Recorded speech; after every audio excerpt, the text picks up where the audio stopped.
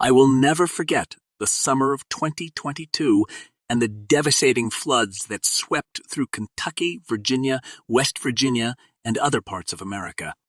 As a resident of one of the impacted towns, I witnessed firsthand the horrific damage and heartbreaking stories of loss that will forever be seared into my memory. When the waters rose in Jackson, Kentucky, no one was prepared for what came. The rivers swelled far beyond their banks as rain pounded the region for days. Melissa Stepp was suddenly trapped on the second floor of her home with water at the windows.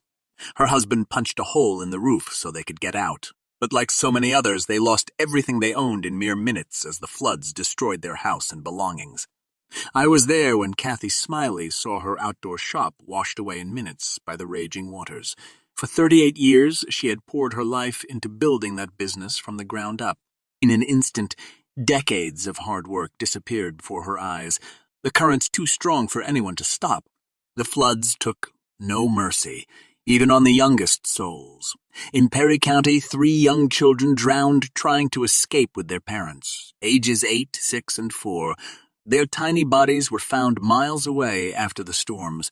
Finding them and having to tell their family left scars on our whole community. As search teams carefully recovered more of the dead each day, Kentucky's death toll climbed higher and higher, eventually reaching 39 souls lost. But many are still missing to this day, and the pain inflicted feels endless. Over in Buchanan, Virginia, the James River consumed more than 100 houses when it overflowed its banks and swept through town. They simply splintered and sank when the raging waters smashed through and ripped them from their foundations. No one can put into words what it's like seeing your hometown destroyed before your eyes. Once, beloved parks wiped off the map, cars dumped miles away in fields, schools and businesses reduced to rubble. It's enough to shake your faith in everything you thought was solid and permanent. The victims' stories reveal the true scale and depth of the heartbreak left behind. Isaac Spinagle, just 15, died a hero trying to rescue his little sister from the perilous floodwaters.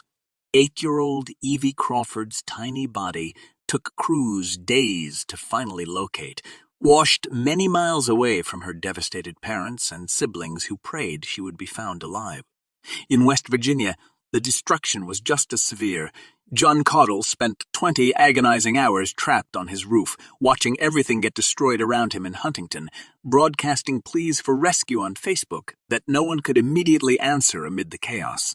When help finally came, he had lost it all, his home belongings, and hopes for the future. An 83-year-old grandmother tragically drowned attempting to save her beloved dog when the storm waters overwhelmed her house. Their bodies eventually emerged nearly 2 kilometers downstream, a reminder that the floods showed no mercy for anyone, young or old. So much tragedy spawned in one summer storm that will haunt this region forever. Here in my town, the pain and loss still feel written into the landscape itself months later. Empty concrete foundations where thriving homes used to stand, memorials dotted along the riverbanks honoring those swept away, lives and dreams washed away in minutes. As we mourn those lost, we also stand in awe of people's resilience. Neighbors hugged weary rescue crews who had saved them. Strangers, without homes of their own, lent each other shelter and hot meals at community centers. Kindness bloomed even amid the wreckage. While the floodwaters gradually receded, our support for each other only grew stronger with time.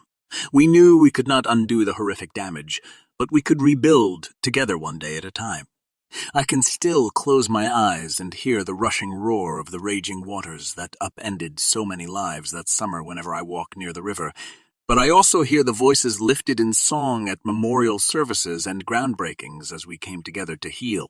Though the road is long, our community moves forward with hope in our hearts.